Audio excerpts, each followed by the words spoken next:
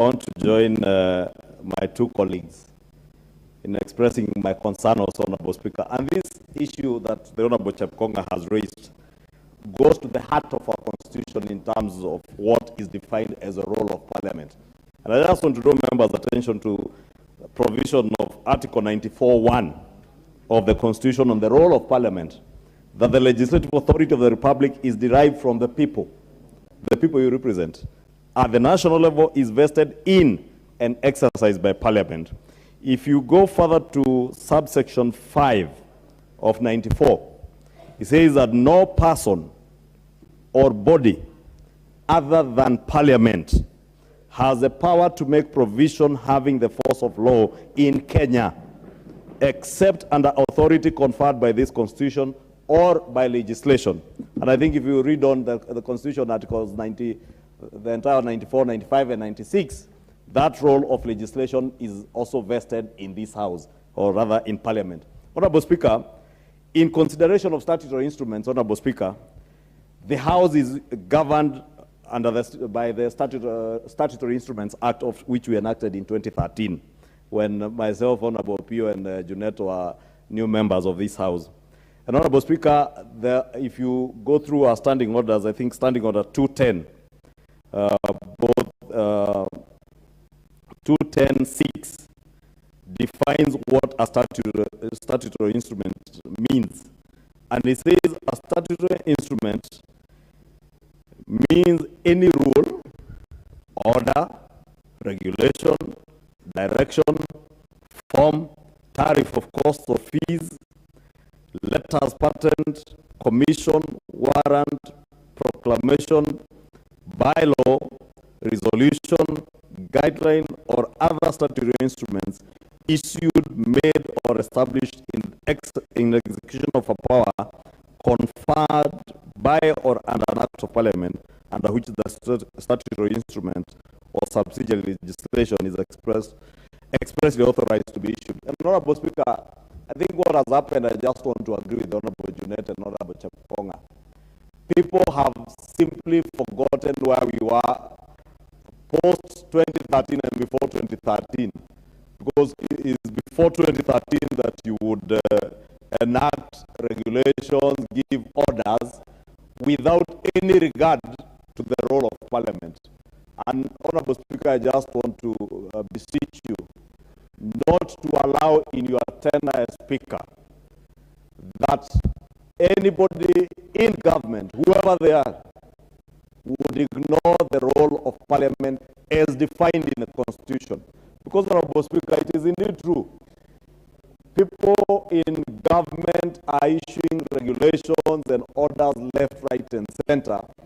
And in most cases, Honorable Speaker, you notice, and this is something that became very prevalent, especially in the last Parliament, last session of the 12th Parliament, Honorable Speaker. People would do regulations and send them to Parliament when Parliament is on recess. And especially, Honorable Speaker, like this long recess that we are bound to go between December and February, that's when most of the orders and regulations will be done. And they affect, directly they affect the people, Honorable Speaker.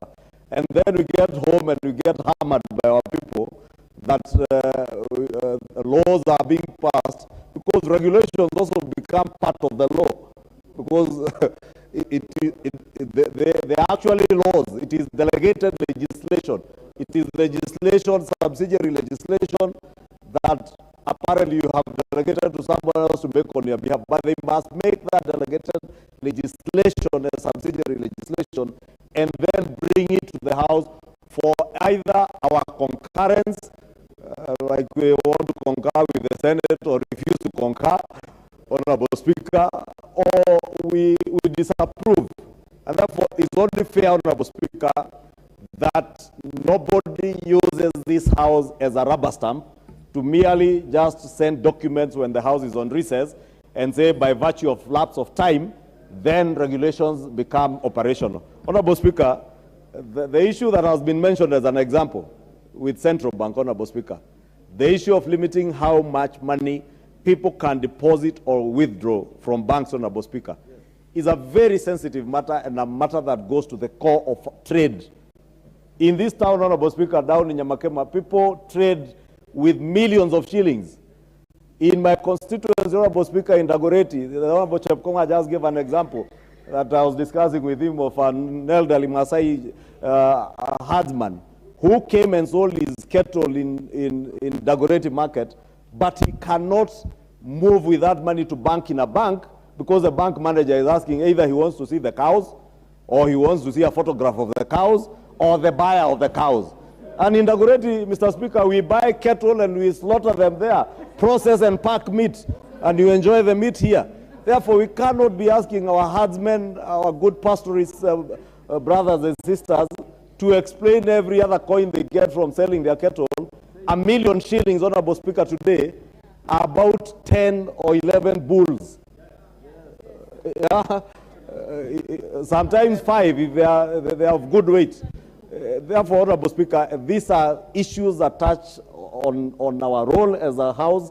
They touch on issues that touch on the lives of our people. And I would really want to beseech you, Honorable Speaker, to make a considered ruling that will bring back not just our role as legislators, but also our role to oversight the institutions that are making these regulations, and also to represent our people in terms of what laws, what subsidiary legislation through regulations or orders governs our people, Honorable Speaker. And with that, Honorable Speaker, I beg to ask you that if and when you make your considered ruling, that you do restore that role of Parliament in line with Article 94, 1 and 5 of our Constitution. Thank you, Honorable Speaker.